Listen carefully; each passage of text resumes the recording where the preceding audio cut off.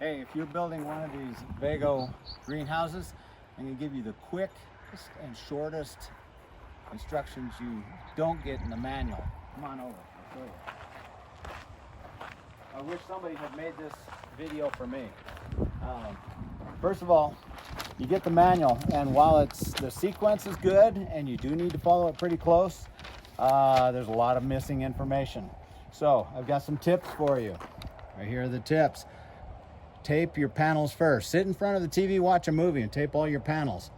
Number 2, lay out your workspace really big. Look around here. We've got a big workspace, so we had all our parts laid out. You'll see that in the photo. And fill your left rear pocket with bolts and your right rear pocket with nuts, because if you're right-handed, you're going to pull the bolts out, put them in, you're going to pull the nut out, and right-handed spin it on. You're going to do a lot of nuts and bolts, a lot of them. So try that. That's a great tip. Or just use an apron with all the nuts and bolts in your pockets. You'll need a big trash can, because as you remove the film, protective films on everything as you go, you're going to fill up that trash can. You'll thank me later. And you will need a 2mm Allen wrench. That wasn't in the instructions anywhere. It took us a while to figure that out, and I'll show you why. On the first couple pages, they tell you to put things on loose and not tight. Okay, don't put them on loose and don't put them on tight. Just lightly snug them so that you won't have a lot of trouble with things too loose. They tell you you'll need gloves. Okay, maybe. You don't need gloves. You don't need a tape measure. You don't need a rubber mallet. You don't need a level. You don't need a hammer drill. You don't need painter's tape. You will need scissors, a stout pair of scissors like these, because you'll be cutting a lot of hacking with it. You'll need a cordless drill. Hammer drill is fine, but a cordless drill will work just fine for drilling the drill that you do. And you'll need a 6-foot ladder at least, and a large step stool, preferably both. You'll need a 3/8" mason drill if you're going into concrete. It tells you 25/64, but trust me, a 3/8 is what you need. I don't think they even make a 25/64 mason drill. You'll need a box knife. I've got one there. You'll need a 10mm socket with a driver if you want to go fast. You'll need tables and chairs. We had a table here and all the parts laid out here. Big table. We even had a second card table that we had inside that we were able to work without bending down to the ground all the time. Okay, so with all those things, it comes with a screwdriver that's a piece of crap. It comes with a couple of wrenches, a couple of these, and a couple of those. You will definitely need all of those. And you'll have 6 boxes. They all come from their shipper, all stacked really tall, and hopefully yours didn't come with some damaged parts like mine did. If you're going with a cement pad, you're golden. If you're doing pavers, that'll work too. If you're going on regular dirt with stakes in the ground, I'll show you the different ways to do the 2 different ways you can go with the mounting on the ground. And that was the easy part. We'll start with the 4-inch frame. This is on page 9. The first thing they have you do is lay out the 4-inch tall base frame. It's optional, but it's helpful to have it. And I'll show you what that is. Right here is the 4-inch frame up to here. It's 4 inches wide. So the whole thing is built on this big 4-inch frame. Again, you don't have to have it, and if you're on concrete, you might not want to do it. We did it thinking, well, it'll add stability and strength, and yeah, maybe it does. It does help in the mounting to the ground too, and I'll show you why. So the first thing they have you do is mount it on the ground. So you lay it out, you put it all together, and you mount it to the ground. If you mounted it with, hold on, let me grab my part. Oh, you picked it up. It's in the bucket. Okay, cut.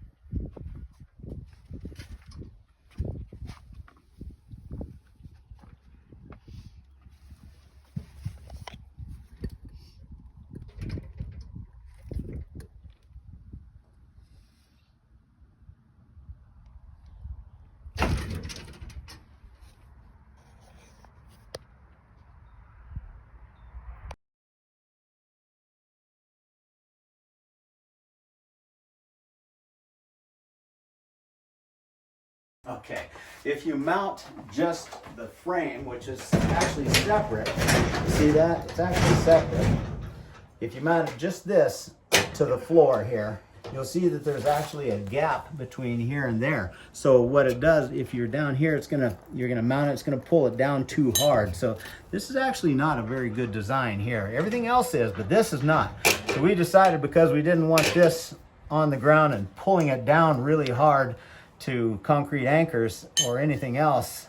If you're in grass or on wood, you might get away with it. On concrete, you're going to tweak the hell out of this unless you put spacers on it. So we went ahead and did the 4-inch base frame and mounted this on it. And the way that works, if you look over here, they come with brackets, and this bracket mounts to a bolt that you slide in this channel, and a hook that holds this upper frame to the lower frame. And you just got to go around and drill in with that 3/8 masonry bit all the way around. And the spacing, they give you the spacing, but you know, it doesn't matter that much. You know, it doesn't have to be exact. So you'll look at this, and it tells you to put bolts in each of those bottom frames, slide them in. Yes, you need to. That's for the 4-inch base frame. And put the doubler plates, nuts and bolts on it too, because where those will go is on the outside, and I'll take you out and show you that next. And here's a big tip: remove the protective film and part number labels as you go. So again, this is the 4-inch base, and let's go outside and I'll show you where the doublers go. Right here, each of the doublers go on the sides, and on the corners there's a doubler that goes there. So remember, I told you, be sure to put those bolts in these slots so that when you put these on, you put everything together, those bolts will be sliding in this slot, and you line them up with these corner supports and those doublers down there.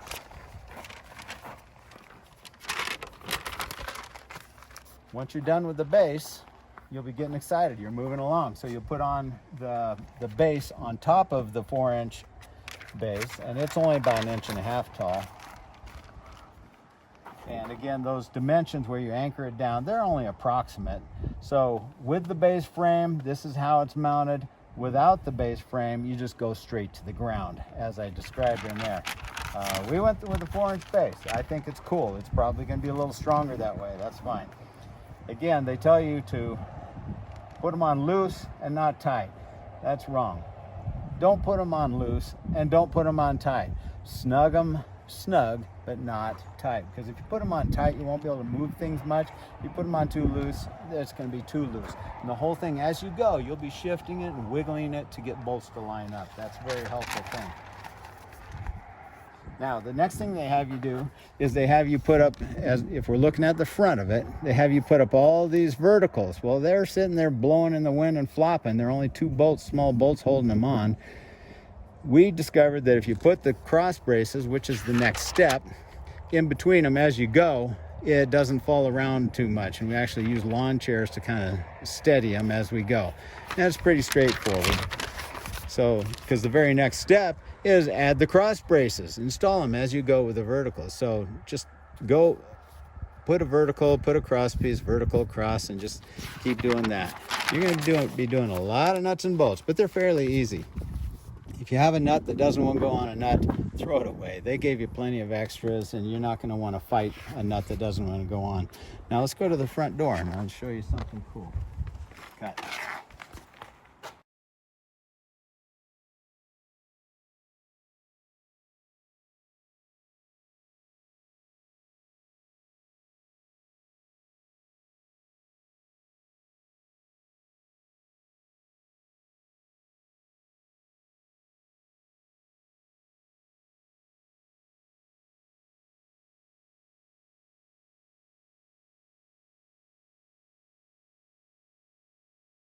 On this page, on page 25, they have you put these bolts in this piece here, but you'll notice this one's a large one. Ooh, I missed tightening one. How about that?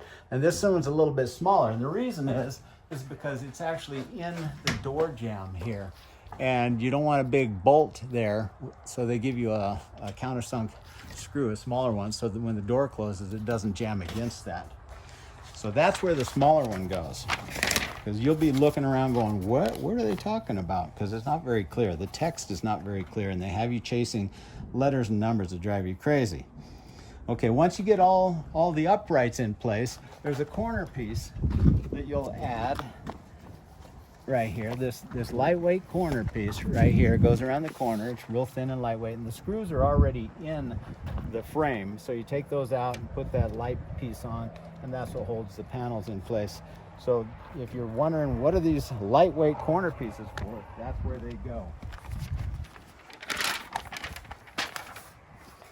And all these panels go with the white film out. Go ahead and strip off the inside film.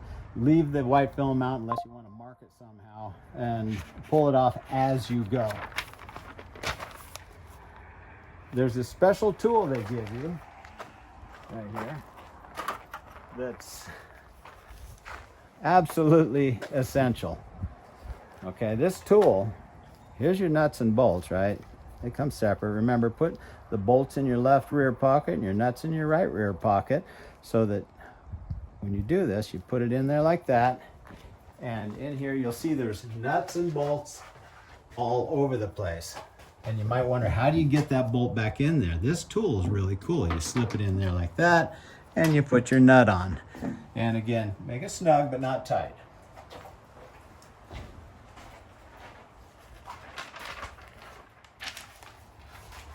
Okay, cut.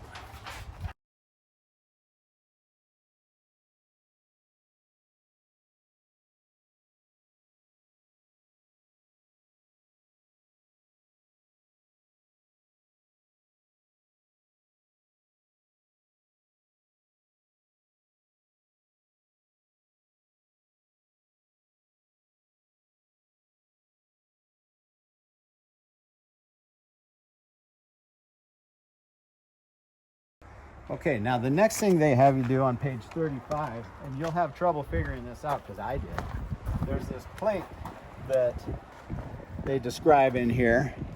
It goes under here and it snaps in place. When you get it in correctly, you'll know it. And it goes up in here, and those bolts slide in from the end right here, and you just put nuts on. And that was hard for us to figure out, but that's where that plate goes. It goes under there. I wish somebody had made a video so I could see that. The rest of it's pretty straightforward. You'll figure it out. That was day one. We spent about 4 hours in the morning to do day one. Day two, we came back. We put in all the panels up to this level. And day two, we decided to go do the top. So on day two, you start putting these panels in, and it's really straightforward, and you get excited because it's starting to take shape. Now let's go inside and I'll show you something that will drive you crazy. When you put this middle upright in, there's brackets right here, and those brackets, they look like this, and these bolt holes will not line up for anything. You may have to drill it out to a 5/16. That's what I did. Those brackets, one on each side that you mount to this thing, those holes that go in there will need to be drilled out, and then you'll be able to align it. That was the only part on the whole thing that didn't line up well. It also tells you that you need painter's tape. Well, it's not necessary, because what you're doing is you got this centerpiece up, and you're going to put that panel in right there and right there, because the centerpiece is up, but there's this support isn't in yet, and this support isn't in yet, so it just sits there and wants to slide out. Well, you don't even need to put it in yet. Wait until you're ready to put this in. Once you go to put in the vent window, you'll put that on, and you'll just put that one in at that time, then put that on, and then put on this one. That's the Y9 panel right there. You don't need to put it in until you're ready to put the vent windows in.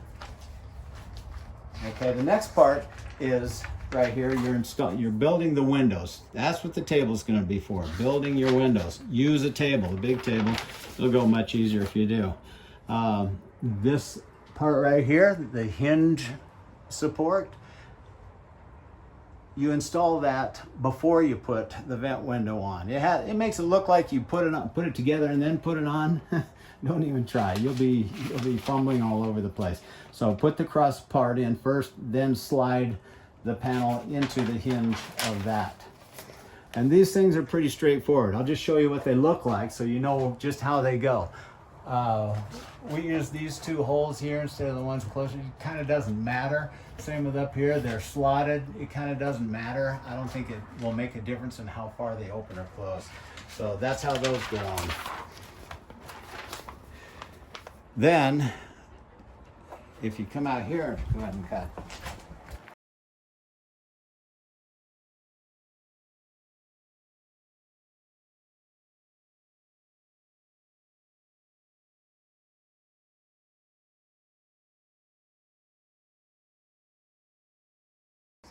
Go.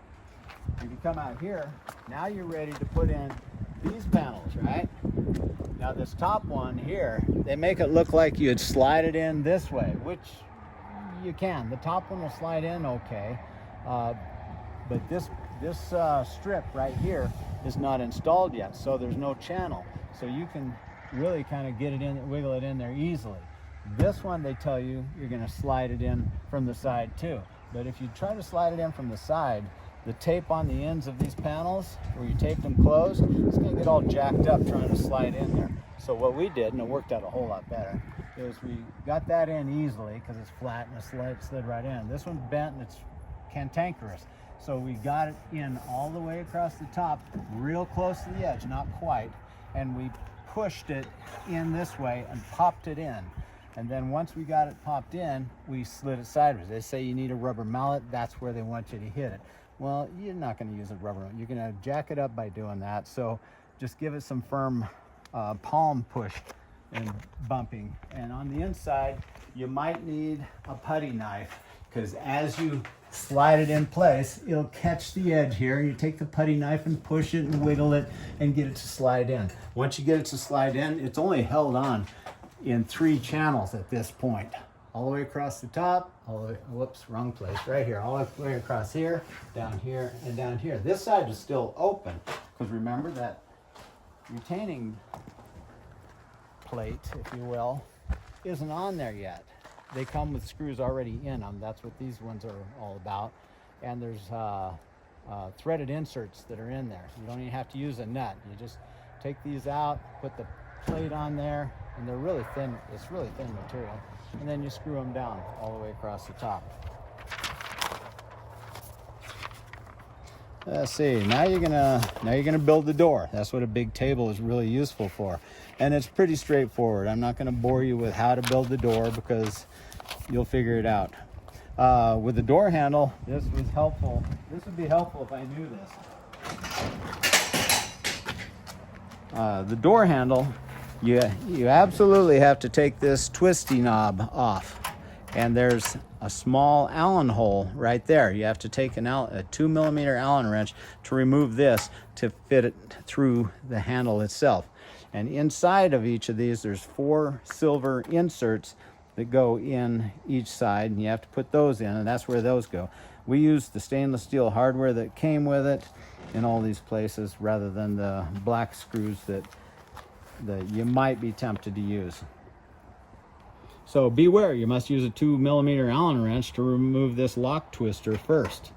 And then it tells you in the text, it tells you finally reinforce the structure with Z17 screws. And you're having fits trying to figure out what is a Z17 screw and where's this go? And you find these screws, and we finally figured out is they have you put 3 screws in, and the Z17 those are into inserts, so they hold well. And the 4th one is the Z17 screw in the empty hole. That's all it is. It was really kind of dumb, and it's not really a strong fastener.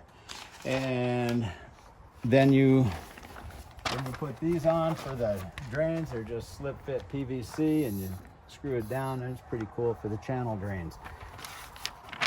And that's about it. Here's a pro tip. Okay, they give you this wrench, right? This 10mm, 8mm wrench. Well, if you bend it slightly, put it in a vise and go ahead and bump it hard so it bends slightly. It's got a slight bend. That will allow you to get in here a little bit easier on these bolt heads. Because without that little bend in it, your finger won't let you get it, and it's really helpful. This thing works just fine, tightening them all up, and the wrench having a little bit of bend in it helps you get in there. The other thing I did was I used a drill with a 10 millimeter socket, and so I was able to just put the wrench on, go, and it wouldn't over torque it or anything, and I just made it a whole lot quicker using a drill. So that's it. This is our, what size is this? 8 feet by 8.5. 8.5 by 8.5. Oh, about the base. That's right. It's 8.5 by 8.5 to the outside corners. So if you're wondering, is my surface prepped big enough? It's 8.5 to the outside corners. There's nothing that mounts on the outside, so you don't have to worry about, am I big enough and am I going to install anything on the outside? Nothing goes on the outside. So that's it. That's your VEGO Garden 8x8 greenhouse. Pretty bitchin', huh?